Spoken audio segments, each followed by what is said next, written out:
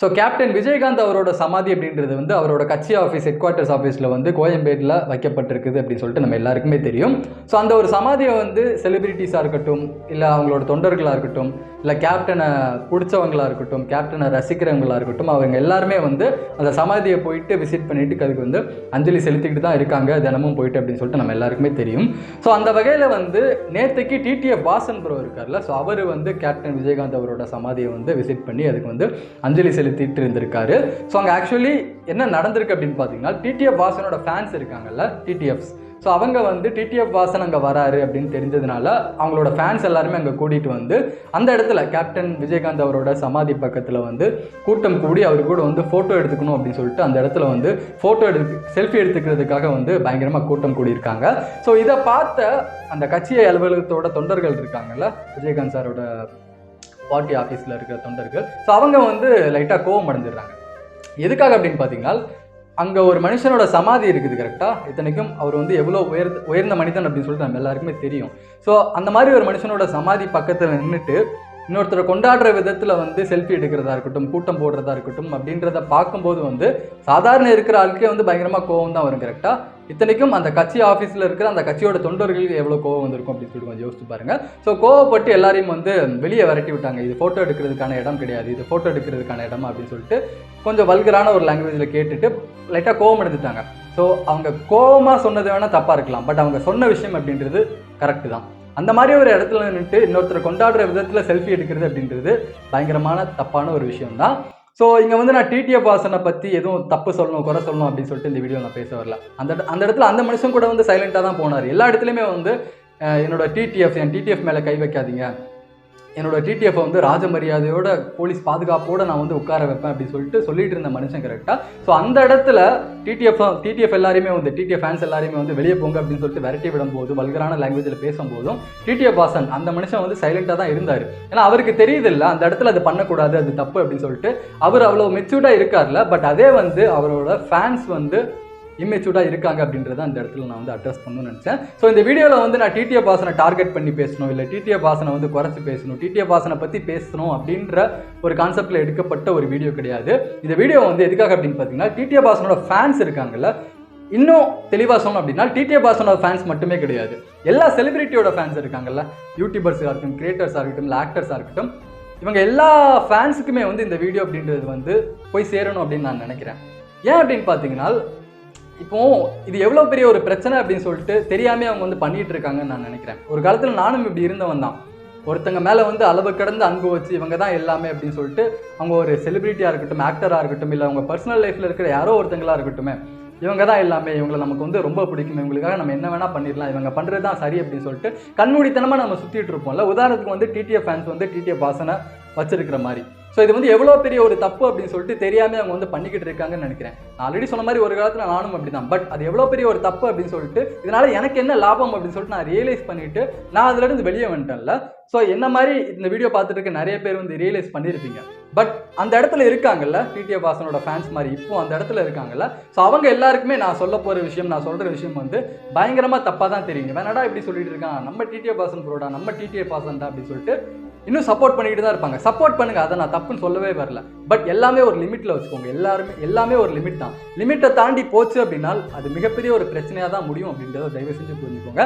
அது ஒரு பக்கம் வந்து உங்களுக்கு எந்த அளவுக்கு மிகப்பெரிய ஒரு பிரச்சனையாக முடியுதோ, அதே மாதிரி இன்னொரு பக்கம் வந்து நீங்கள் சப்போர்ட் பண்ணுறீங்களா, நீங்கள் ரசிக்கிறீங்களா, அந்த நபருக்கும் அது வந்து ஒரு மிகப்பெரிய ஒரு பிரச்சனையாக அமையும் அப்படின்றத மட்டும் தயவு செஞ்சு புரிஞ்சுக்கோங்க. இப்போ உதாரணத்துக்கு வந்து நீங்கள் டிடிஎஃப் வாசனை வந்து பிடிக்கும், டிடிஎஃப் வாசனுக்கு வந்து சப்போர்ட் பண்ணும் அப்படின்னு சொல்லிட்டு நீங்கள் சொல்கிறீங்களா. இப்போ நான் ஏன் இங்கே வந்து டிடிஎஃப் வாசனை பற்றி பேசுகிறேன் அப்படின்னா, ஜஸ்ட் இதை புரிய வைக்கிறதுக்காக ஒரு எக்ஸாம்பிளுக்கு நான் எடுத்துக்கிறேன். அண்ட் இன்கேஸ் வந்து நேற்று கூட நடந்துச்சுல அந்த இன்சிடென்ட். ஸோ அதுக்காக டிடிஎஃப் வாசனை பற்றி அண்ட் டிடிஎஃப் ஃபேன்ஸை பற்றி நான் ஒரு எக்ஸாம்பிளாக எடுத்துகிட்டு இதை நான் உங்களுக்கு புரிய வைக்கிறேன். இப்போ டிடிஎஃப் வாசனை வந்து உங்களுக்கு பிடிக்கும், அவருக்கு வந்து நீங்கள் சப்போர்ட் பண்ணுறீங்க அப்படின்னு சொல்லிட்டு டிடிஎஃப் வாசன் எங்கே போகிறாரோ நீங்கள் ஒரு கூட்டமாக திறந்துட்டு அவருக்கு சப்போர்ட் பண்ணணும், அவரை கொண்டாடணும் அப்படின்னு சொல்லிட்டு செல்ஃபி எடுக்கிறீங்க, ஃபோட்டோ எடுக்கிறீங்க, ஒரு இடத்துக்குலாம் நீங்கள் வந்து போய் பண்ணுறீங்கல்ல. ஸோ அந்த மாதிரி நேற்றுக்கு வந்து கேப்டன் விஜயகாந்த் அவரோட சமாதி பக்கத்தில் அந்த கட்சி ஆஃபீஸில் நீங்கள் போய் பண்ணியிருக்கீங்க. ஸோ அது வந்து அங்கே இருக்கிற ஒரு சில நபரை வந்து கோவமடைய வச்சிருதுல. ஏன்னா எண்ட் ஆஃப் த டே விஜயகாந்த் அப்படின்ற ஒரு மனுஷன், உயர்ந்த மனுஷனோட ஒரு சமாதி பக்கத்தில் நின்று இந்த மாதிரி ஒரு விஷயம் பண்ணுறது தப்பு தான். ஸோ அது அங்கே இருக்க தொண்டர்களை வந்து உசுப்பேத்திருச்சு, கோவப்பட்டுருச்சு. ஸோ அங்கே இருக்கிற தொண்டர்கள் வந்து உங்களை வந்து வல்கரான லாங்குவேஜில் திட்டினாங்க, உங்களை வந்து விரட்டினாங்க. அண்ட் இன்னொரு தொண்டர் வந்து யாராக இருந்தாலும் அடிச்சு போடுவோம் பார்த்துக்கோங்க அப்படின்னு சொல்லிட்டு அப்படிலாம் சொல்லியிருந்தாரு. கரெக்டாக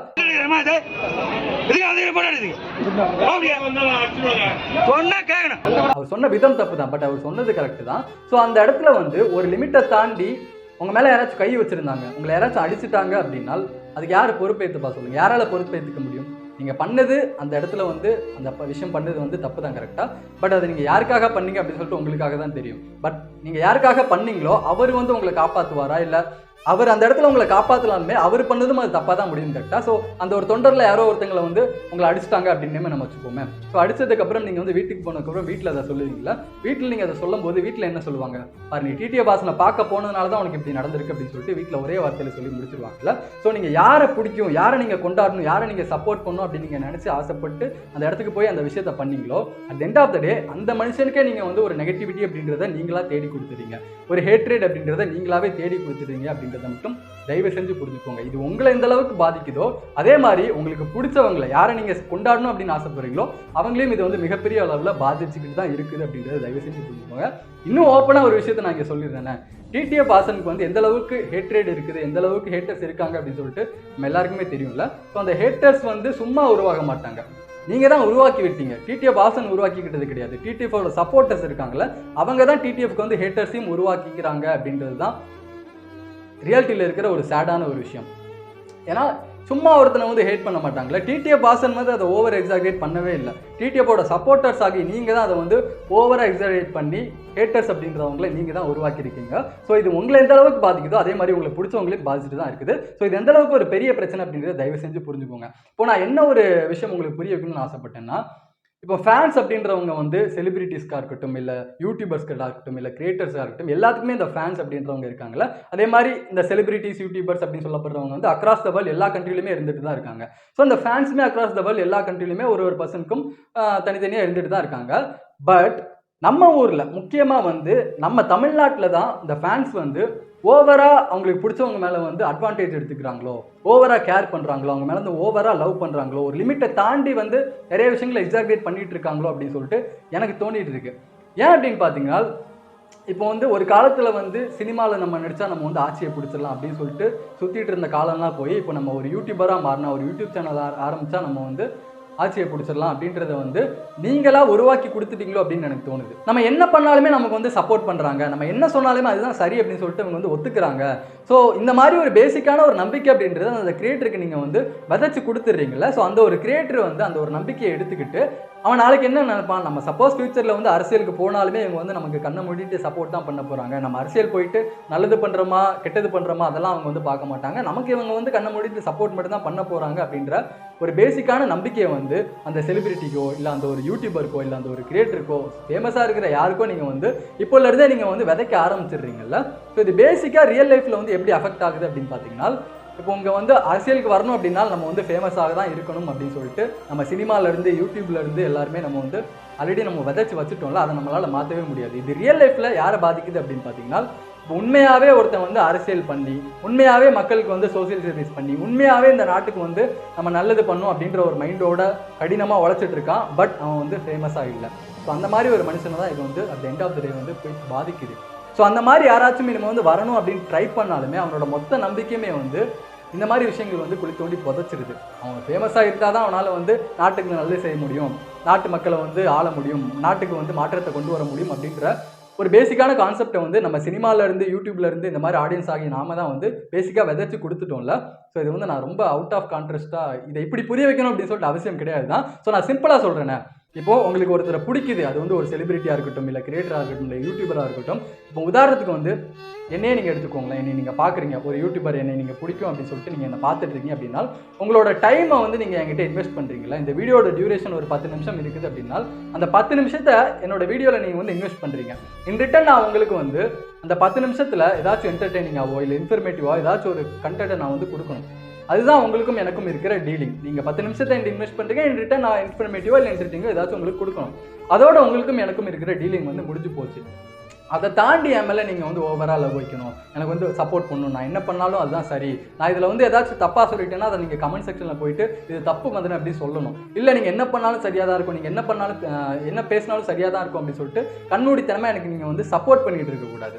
உதாரணத்துக்கு வந்து டிடிஎஃப் வாசனுக்கு டிடிஎஃப் ஃபேன்ஸ் பண்ணிட்டு இருக்க மாதிரி இதை வந்து நான் ஒரு எக்ஸாம்பிளாக மட்டும் எடுத்துக்கிறேன். ஸோ இந்த மாதிரி பண்ணுறது வந்து ஃப்யூச்சரில் நம்ம சொசைட்டிக்கு இது வந்து ஒரு மிகப்பெரிய ஒரு தப்பான ஒரு விஷயமா தான் உதாரணமாக தான் இருக்கும் அப்படின்னு நான் நினைக்கிறேன். ஏன்னா நாங்கள் வந்து ஆல்ரெடி உங்கள் மூலியமாக வந்து சம்பாதிச்சுட்டு தான் இருக்கோம். உதாரணத்துக்கு வந்து யூடியூபர்ஸை நீங்கள் எடுத்துக்கிட்டீங்க அப்படின்னா, இப்போ என்னெல்லாம் நீங்கள் எடுத்துக்கிட்டு நானும் ஒரு யூடியூபர் தான், ஒரு 2000 சப்ஸ்கிரைபர், நான் ஒரு சின்ன யூடியூபர் பெரிய யூடியூபர் அப்படின்ற ஒரு பார்ஷியாலிட்டிலாம் இங்கே யாருமே பார்க்கறது கிடையாது. யூடியூப்பில் வீடியோ போடுறானா, கண்டென்ட் கிரியேட் பண்ணுறானா, அவனும் கண்டென்ட் கிரியேட்டர் தான், யூடியூபர் தான். ஸோ நான் இப்போ ஒரு யூடியூபராக இருக்கேன் அப்படின்னா நீங்கள் என்ன பார்க்குறதுனால எனக்கு வந்து இங்கே மணி ஜென்ரேட் ஆகிட்டு தான் இருக்குது, மானிட்டைசேஷன் எனேபிளில் இருக்குது, ஒரு வியூ கொண்டுக்கும் வாட்ச் டைமுக்கும் எனக்கு வந்து மணி ஜென்ரேட் ஆகிட்டு தான் இருக்குது. ஸோ உங்கள் மூலியமாக நான் வந்து ஆல்ரெடி சம்பாதிச்சு தான் இருக்கேன். அதை தாண்டி வந்து நான் உங்களை எந்த விதத்துலையும் யூஸ் பண்ணிக்க கூடாது. அதுதான் வந்து எத்திக்ஸ், அதுதான் வந்து நியாயம். நான் ரிலீஸ் பண்ணுற ப்ராடக்ட்டை நீங்கள் வந்து வாங்கணும், நான் அட்வர்டைஸ் பண்ணுற ப்ராடக்ட்டை வந்து நீங்கள் வாங்கணும் அப்படின்னு சொல்லிட்டு எந்த ஒரு அவசியமே கிடையாது. நான் சொல்கிற ஆள்கிட்ட போய் நீங்கள் வந்து இன்வெஸ்ட் பண்ணி ஸ்கேமில் மாட்டி அந்த சாகணும் அப்படின்னு சொல்லிட்டு எந்த ஒரு அவசியமே கிடையாது. நான் ஒரு கடை ஆரம்பித்து அதில் வந்து ப்ராடக்ட் விற்கிறேன், அதை வந்து நான் உங்ககிட்ட வந்து ஷேர் பண்ணுறேன் சொல்கிறேன், அதனால் நீங்கள் வந்து அதை வாங்கணும் அப்படின்னு சொல்லிட்டு எந்த ஒரு அவசியமே கிடையாது.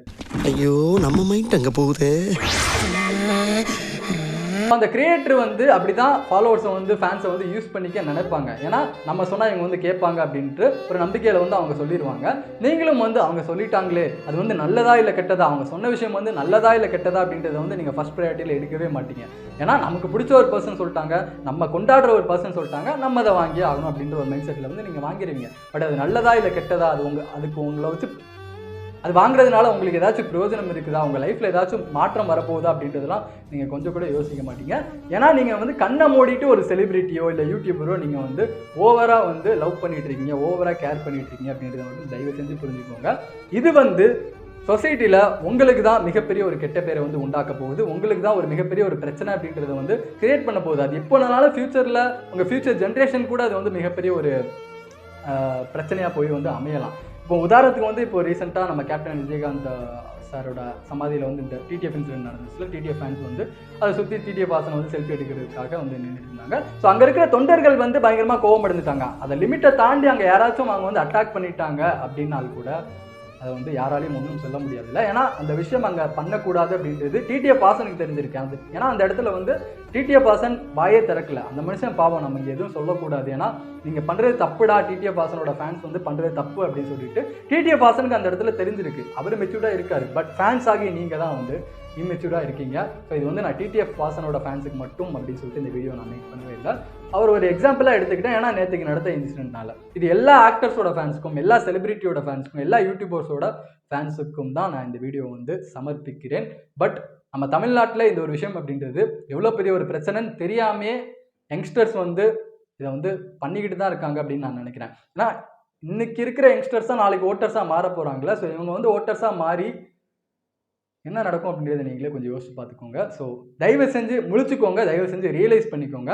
ஸோ இந்த ஒரு விஷயத்தை தான் இந்த சிம்பிளாக இந்த வீடியோவில் வந்து நான் உங்களுக்கு புரிய வைக்கணும்னு நினைக்கிறேன், புரிய வச்சிட்டேன்னு நினைக்கிறேன். ஸோ அவ்வளோதான், இந்த வீடியோ நான் இங்கே என் பண்ணிக்கிறேன். சேனல் எப்படி தான் புதுசாக பார்க்குறீங்க அப்படின்னா மறக்காமல் சப்ஸ்கிரைப் பண்ணிக்கோங்க. இன்னொரு வீடியோவில் நான் உங்களை வந்து சந்திக்கிறேன்.